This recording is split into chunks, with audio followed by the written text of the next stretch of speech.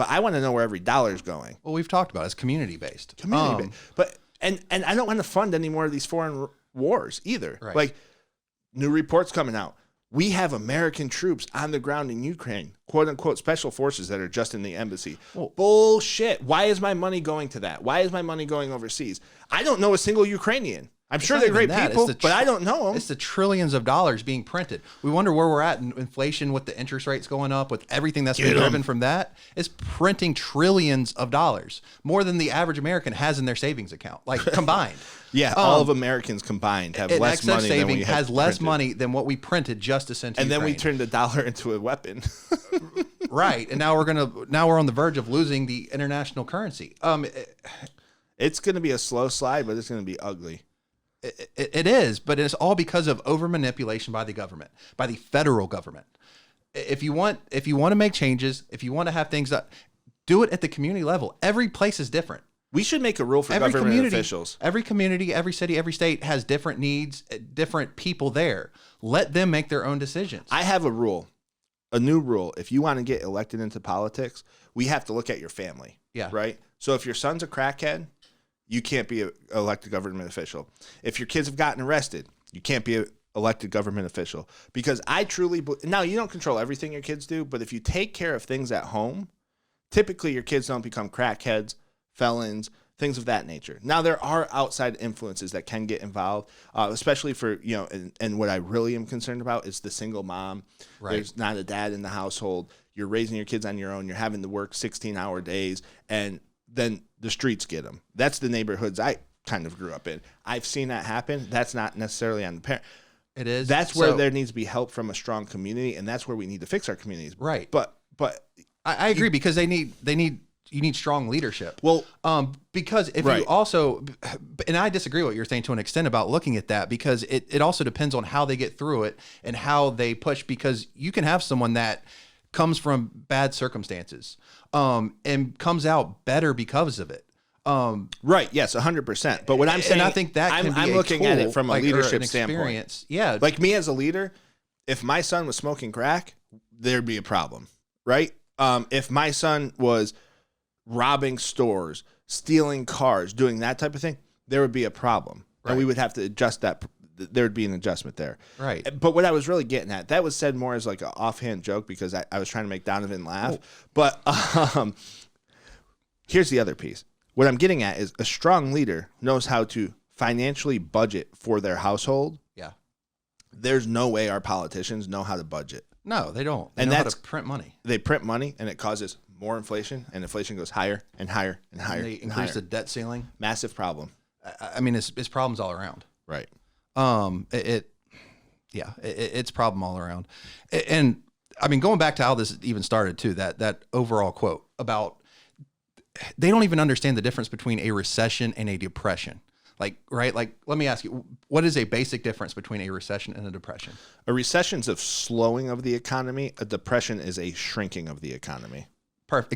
Exactly. Perfect example. What do people do when things slow down, when they might not have as much money, when overall pay wages are declining? What do? They get second jobs. Yes. They look for other ways to do it. So unemployment rates historically have actually decreased in times of recession because people are still out there finding ways to do it. And right now, I mean, you're seeing an increase in travel jobs and increase of hospitality. If you look at the actual sectors that are declining in unemployment rates, it's those that offer basically flexible hours and perfect opportunities for second jobs. You want to know what cracks me up? We are in a recession. We've been in a recession. This is historic. Like this is what defines a recession. I mean, you also look at the GDP growth rate. You just talked earlier about like manufacturing employment rates. Like that is one of the first things that slides when we enter a recession. Over the last 6-8 months, it's been on the downcrease. It's been declining.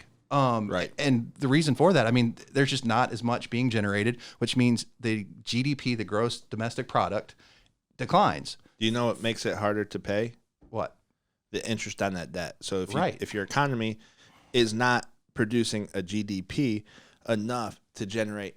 Your gross domestic product has to grow at a certain rate in order for you to be able to finance more and more debt. They're talking about $50 trillion, Right. and our GDP is sliding in the wrong direction. That's what I call a perfect storm. Have you ever seen that movie, A Perfect Storm, and all the hurricanes come together and that poor little fishing boat's caught out in the middle of nowhere? Yep. The American people are the poor little fishing boat in this instance.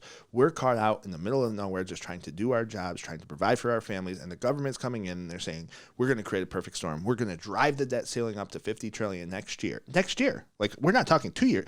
Next year.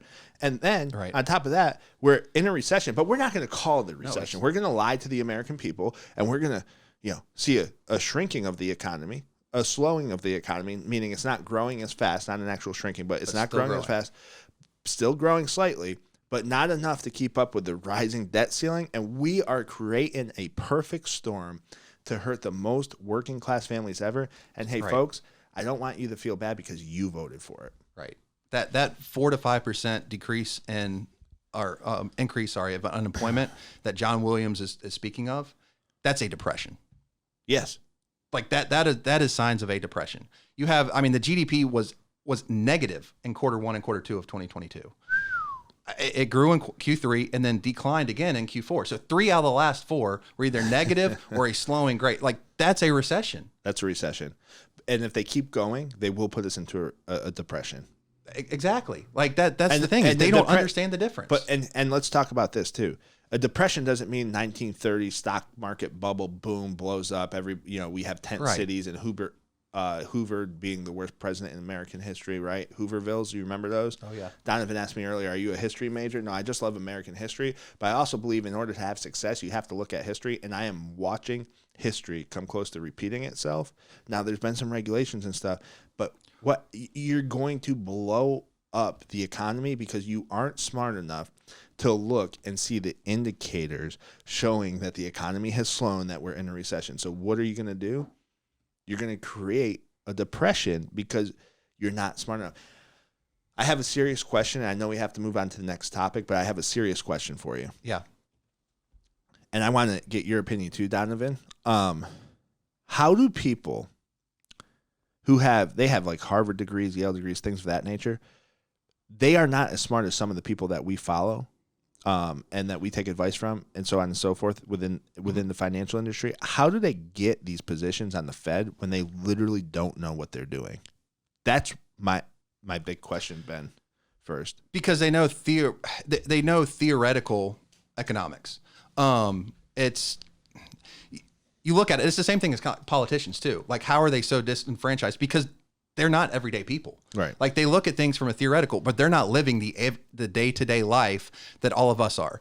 Like, and that's what, and I've said this on this podcast before, like, what makes a leader? Like, what should a leader be? It's not someone who knows everything. It's someone who knows or is able to find the people who do know it and put them in the right positions. Right. Is to gather that information from the right people. So what the Fed should be doing is not sitting here and just looking at these numbers and everything from a statistic and theoretical standpoint. They need to be actually out there speaking with the everyday people, finding out, what are actually driving these numbers? Not what is the number. What are driving these numbers? What is the direction that this economy is actually going?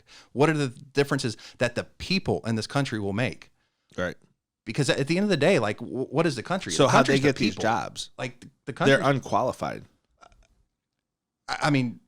They're qualified from a degree standpoint, but what does that degree say? That they've read enough books. I just have a problem. That doesn't mean that they actually understand the ins and outs of all of these industries that they're making regulations about. When you say they're being controlled, though? Turn the mic volume up.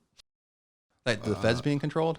Well, like, the people who get these jobs, they're like easily controlled because they're just the face of it. They don't actually make the decision. It's like the president. They are. We think that he does everything, but in reality, It's a buddy system too. Like, and this is what I think it is. It's a good old boy system.